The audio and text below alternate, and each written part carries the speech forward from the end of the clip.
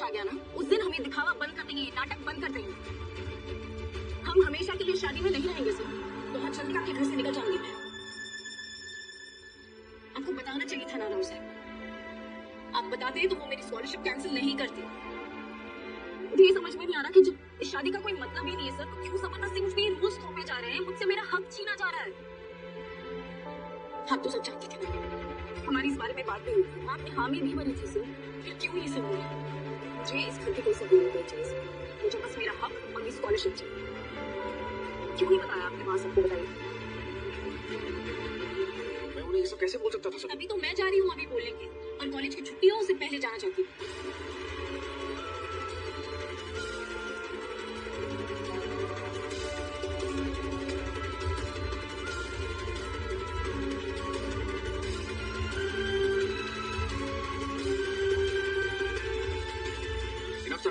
बहुत हो गई तुम्हारी मनमानी, चलो करो वापस। मेरे पास वक्त नहीं है सर, मुझे जाने दीजिए। इतना तो सोचो कि नहीं सोचना। हाथ छोड़िए मेरा, छोड़िए। तुम मेरे साथ वापस चल रही हो? नहीं जा रही, हाथ छोड़िए। तुम समझने की कोशिश क्यों नहीं कर रही हो सभी? छोड़िए ना सर, मुझे प्लीज जाने दीजिए। आप ये क्या कर रहे हैं? तुम्हें समझ में नहीं आ रहा? सर आप हाथ छोड़िए। वैलेंटाइन डे खत्म हो गया, तो हमारा बंदी खत्म नहीं हो रही है। निकाल दो करेंगे।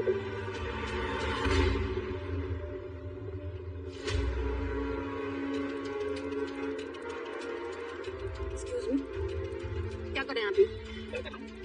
अरे मैं गुंडे को सबक सिखा रहा हूँ। शक्ल से तो अच्छे खानदान का लगता है। क्यों भाई, बीच रास्ते में लड़की छेड़ते हुए शर्म नहीं आती? तमीज से बात कीजिए। गुंडे मवाली नहीं है ये, मेरे हस्बैंड है।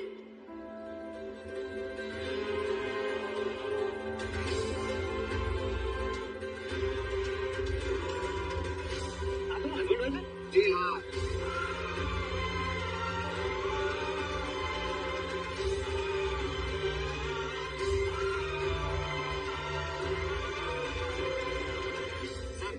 दोनों को देखकर ही लगता है हस्बैंड वाइफ है। आजकल तो हर घर की यही कहानी है सर। अरे तो आप लोग घर पे जाके लड़िए झगड़िए ना, यहाँ रास्ते में कुछ जमकर लगाया आपने। चलिए।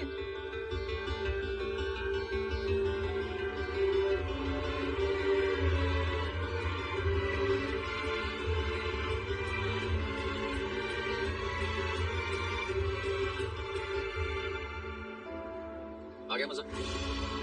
बढ़ गई कलेजे में ठंडक। क्या मजा आता तुम्हें सब तमाशा करके? मैं तमाशा नहीं कर रही थी सर। अच्छा तुम रो क्यों रही हो?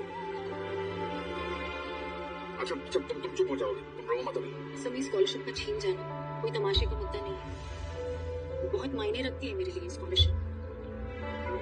क्यों समझो, मेरे लिए जिंदगी और मौत का सवाल है। अच्छा ओके मैं समझ रहा हूँ तुम्हारी बात। सर स्कॉलरशिप के लिए मैंने अपना खून पसीना बहाया, रात भर मेहनत की ताकि अच्छे मार्क्स से आपका इंटरव्यू तक क्लियर किया, और ऐसे ही आप एक दिन उनकी मुझे कह रही हैं कि स्कॉलरशिप कैंसिल कर दी। सर इसी के जरिए मैं अपना और अपने पूरे परिवार का सपना पूरा कर सकती हूँ, और आप मुझसे यही छीन रहे हैं। ऐसी क्या ही गलती करती सर मैं? क्या गुनाह किया है बताइए?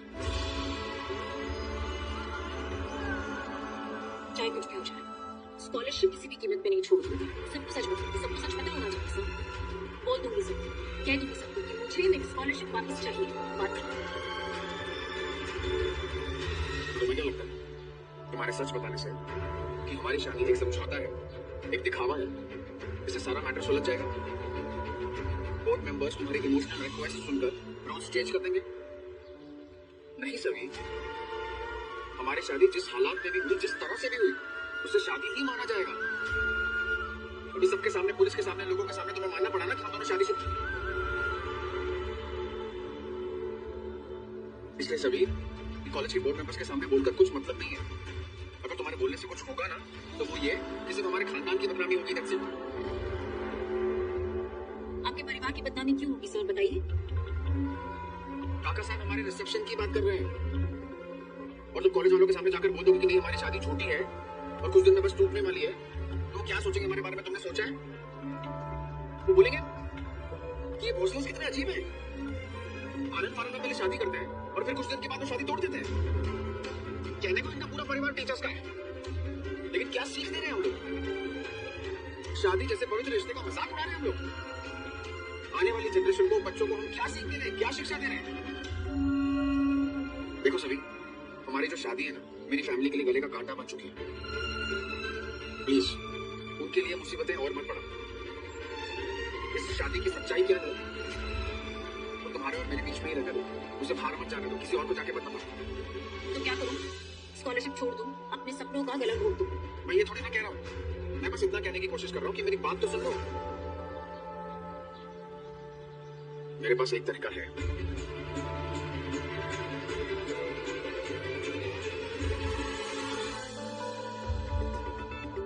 सुनिए, तुझे तो पता होगा नक्का साहब ने क्यों बुलाया है। देख, मुझे जिम जाना है, मेरे फ्रेंड्स वेट कर रहे हैं और मैं लेट हो रही हूँ। हाँ, तुझे बस अपनी पड़ी रहती है। आज जिम में जाना रहने दे। 2 दिन के बाद ईशान और सनी का रिसेप्शन होने वाला है। उसी के बारे में बात करने के लिए मैंने तुम दोनों को यहाँ बुलाया है। सारी तैयारियां तुम दोनों बहनों को ही करनी है। और ये डेकोरेशन वगैरह का जो भी सेटअप है वो मुझसे तो होगा नहीं, इसलिए जो तैयारी की जिम्मेदारी है वो तुम दोनों बहनें ही संभालोगी, समझ ला। आई एम सॉरी अक्का साहब, मैं इस सर्कस में पार्टिसिपेट नहीं करना चाहती। मैं उस कबाड़ सभी को मिसेस ईशान भोसले बनते हुए बिल्कुल नहीं देखना चाहती, और मैं उसे वही नहीं बोलूँ तो बिल्कुल नहीं बोलूँ, ना किसी के सामने और ना ही अकेले। सो इट्स बेटर कि मैं रिसेप्शन में जाऊँ ही ना। अक्का साहब, अभी तो हम दोनों ने रीवा बहनी और ईशान दादा की शादी की तैयारियां की थी, और खासतौर से रीवा बहनी की साइड से उनकी साड़ी से लेकर पिन तक सब हमने तो देखा था। और अगर अब हम ये सब कुछ सभी के लिए करेंगे तो रीवा बहनी को बुरा नहीं लगेगा, उन्हें तकलीफ नहीं पहुंचेगी। ये सब कुछ हम सभी के लिए नहीं कर रहे हैं, भोसले परिवार की इज्जत बचाने के लिए कर रहे हैं। दुनिया के सामने हम सभी को हमारी बहू इसलिए पेश कर रहे हैं ताकि दुनिया हमारे पीठ पीछे बात न करे। और मैं जो कह रही हूँ ना, जो काम दे रही हूँ, उसे मेरा ऑर्डर समझो। इतना तो तुम दोनों कर सकती हो ना अपने परिवार के लिए, कि नहीं? चलो, करण जी का। अक्का साहब, आपको पता है ना, मैं ऐसे तला भुना खाना नहीं खाती हूँ। तला भुना नहीं खाती, लेकिन जला भुना बोल सकती हो, क्यों? अरे मैं तुझे ऐसी गुड न्यूज सुनाऊंगी ना, तो एक नहीं 2 करंजियां खाएगी। अक्का साहब, कैसी गुड न्यूज? पहले खा। पहले बताइए। नहीं, पहले आप बताइए। चलो, अच्छा हुआ रीवा भी आ गई। तू भी गुड न्यूज सुन और करंजी खा। अक्का साहब, बता भी दो ना, क्या गुड न्यूज है? तो गुड न्यूज ये है कि वो सभी की स्कॉलरशिप कैंसिल हो गई है।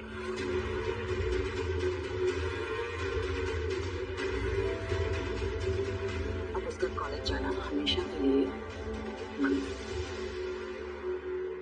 क्या? Oh my God, क्या गुड न्यूज सुनाई अक्का साहब? सच में? ले, अब तो तुझे खाना ही पड़ेगा। ओके। अक्का साहब, लेकिन ये सब हुआ कैसे? बता दो।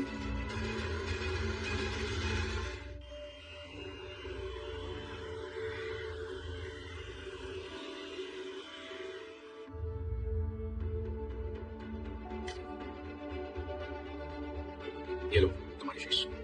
ये चेक क्यों? अभी तुम्हें स्कॉलरशिप पर डिपेंड करने की जरूरत नहीं। अब ये चेक मुझे क्यों दे रहे हैं? आप थोड़ी ना मेरी फीस भरेंगे। भूल गई क्या तुम?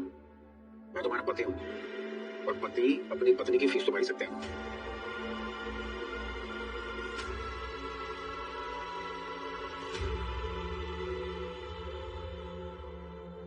क्या बार बार भूल जाते हैं क्या? हमारी शादी ऐसी शादी नहीं कि मैं आपसे पैसे लूं। आपके पैसों पर मेरा कोई हक नहीं है, और ये शादी। हाँ, मैं जानता हूँ। ये शादी समझौते की शादी है, दिखावे की शादी है। ऐसा लगता है पता नहीं 1000 बार सुन चुका हूँ सुबह से ये बात नहीं। और मुझे ऐसा लगता है कि 1000 बार सुनने के बाद भी आप अनसुना कर रहे हैं। सही, ये चेक कुछ भी नहीं है, बस एक छोटा सा जेस्चर है। आपका एक छोटा सा जेस्चर मुझे बहुत छोटा सा महसूस करा रहा है, आप समझ रहे हैं? ओके फाइन, तो एक काम करते हैं। तुम्हारी स्कॉलरशिप मेरी वजह से गई है, मेरी वजह से कैंसिल हुई है। ईशान भोसले से तुम्हारी शादी हुई, इसलिए तुम्हारी स्कॉलरशिप चली गई, तो इसकी भरपाई तो ईशान भोसले को करनी पड़ेगी। तो इस गलती का मुआवजा समझकर ये चेक रखा। किस किस चीज का मुआवजा देंगे आप? मेरा कॉलेज जाना बंद हो गया है, मेरे दोस्त छूट गए, लोग मुझसे नफरत करते हैं, यहाँ तक कि कल जबरदस्ती आप मुझे रीवा मैम के माथे मर रहे थे। मेरी जिंदगी में जितनी भी प्रॉब्लम्स है ना सर, उसकी जड़ है आप समझ रहे हैं? बताइए किस किस चीज का मुआवजा देंगे आप? उसके बाद ऐसे सॉल्यूशंस लेकर आते हैं आप मेरे सामने, जिससे मेरी प्रॉब्लम्स डबल हो जाती है। आप अपने सॉल्यूशन अपने पास रखिए, मेरे पास मत लेकर आइए। और आपको बार बार ऐसा क्यों लगता है कि हर बार आप मेरा मसीहा बन सकते? बताइए, आप क्या ही बताएंगे?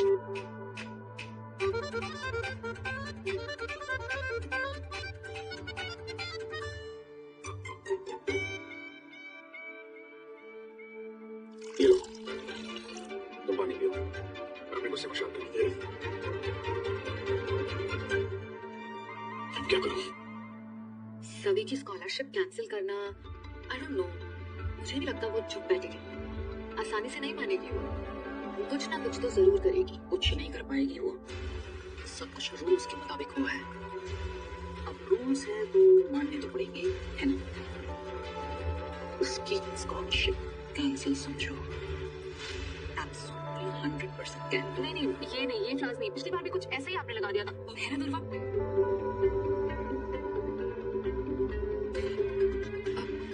आप लोग प्लीज चाय लीजिए ना।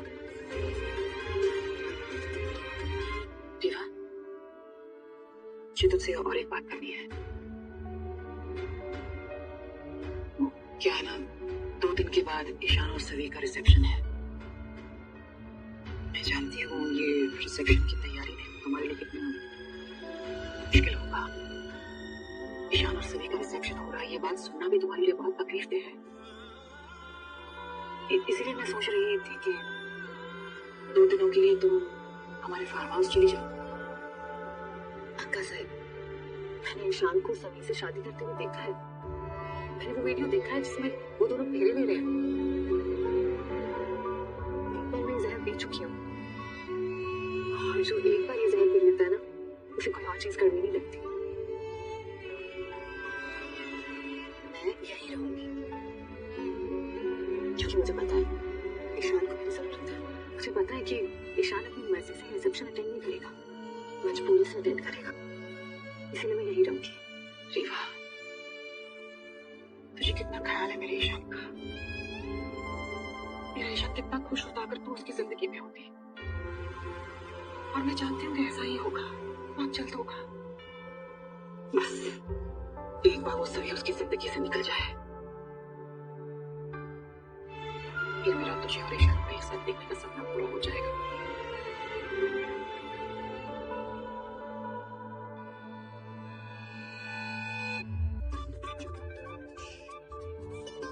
अच्छा काम करो, ये लो, ये तुम्हारी डायरी है ना, इसमें तुम सारा अपना हिसाब किताब लिखती हो ना, तो इसे भी ऐड कर दो। जब तुम आईएएस ऑफिसर बन जाओगी तब तुम मुझे लौटा देना, ठीक है? ये लो, चेक लो। आपको मजाक सूझ रहा है? नहीं, मैं आपका उधार चुकाने की कोशिश कर रही हूँ, और आप मुझे कह रहे हो मैं और कर्ज ले लूँ। सर, ताई के इलाज के लिए आप ऑलरेडी बहुत खर्चा उठा रहे हैं, और अब आप चाहते हैं कि मैं चेक ले लूँ आपसे? आई एम सॉरी, मैं नहीं ले सकती, मुझसे नहीं हो पाएगा सर। मैं अपने आदमी सामान को नहीं मार सकती। इसे हटाइए ना प्लीज, इसे देख के ना मेरा ना। कौन बोल रहा है? हाँ। तो तुम मदद नहीं लेना चाहते? नहीं। और ज्यादा नहीं चाहिए? नो। उधार तो बिल्कुल नहीं। बिल्कुल नहीं। ये कहना चाह रही हो ना? ठीक है फिर।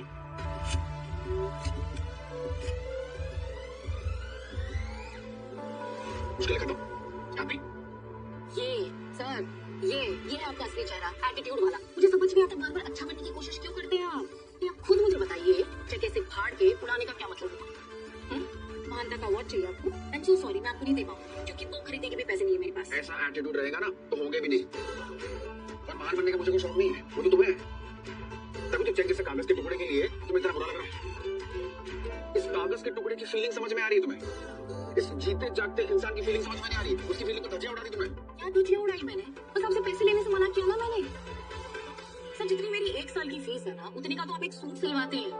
आपके लिए बड़ा अमाउंट नहीं होगा, लेकिन मेरे लिए है। इतना भारी बोझ मेरे सर पे मत डालिए आप। ये जो चैरिटी के पैसे बच गए ना, इससे काम कीजिए, नया सूट बनवा लीजिए आप, ठीक है? 100-150 रुपए ऊपर नीचे होंगे ना तो मुझसे ले लेना, मैं वो पैसे दे सकती हूँ। और उसके बावजूद भी अगर मेरी शक्ल देख के आपको गुस्सा आए, तो नया सूट पहन के मायने भी दिखेगा, हो सकता है तो मुंह ठीक हो जाओ। वाह, क्या एडवाइस दिया आपने। मैं भी आपको एडवाइस देता हूँ, कुछ दिनों के लिए ना बिना आईने के आप तैयार हुआ कीजिए, क्योंकि आईना देखने के बाद खुद का तो मूड खराब करती है, आप दूसरों का भी खराब कर देती है।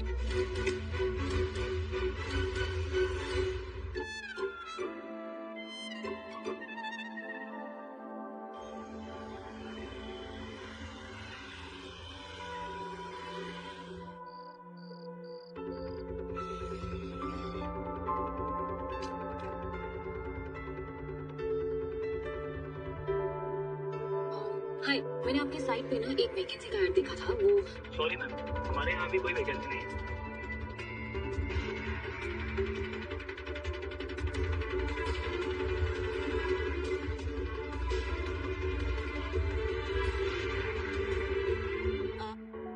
हाय, आपको रिसेप्शनिस्ट की जरूरत है। आपकी शिफ्ट टाइम क्या रहेगी? रात 11 बजे से सुबह 8 बजे तक। ओह, थैंक यू।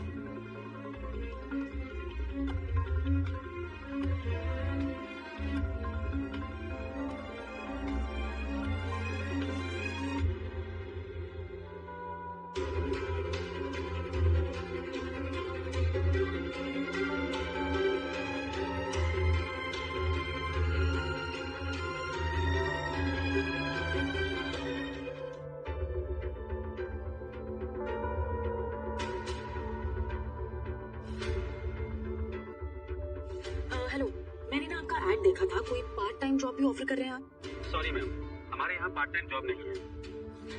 ओके।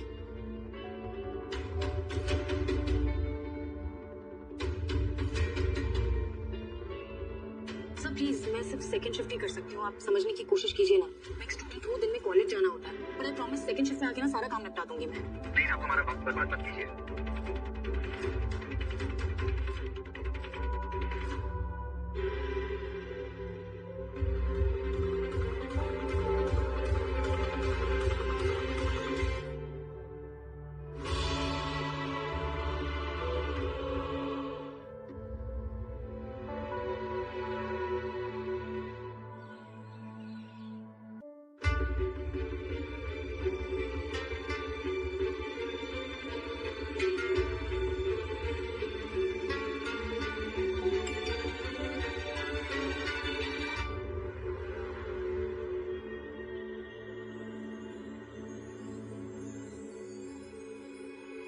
आज आप 11 बजे इंटरव्यू के लिए आ सकती हैं।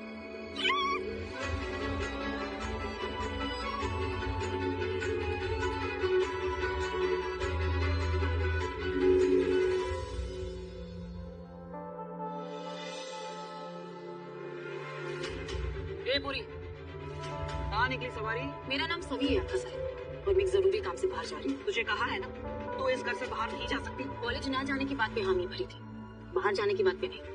बाकी मैं कहीं भी जाने के लिए और कुछ भी करने के लिए आजाद हूँ। मुझसे मेरी स्कॉलरशिप छीन ली गई है, हाथ पे हाथ धरी तो नहीं बच सकती। कहीं ना कहीं से मुझे अपने कॉलेज फी का इंतजाम करना ही होगा, बस वही करने जा रही हूँ। समझती क्या है अपने आप को?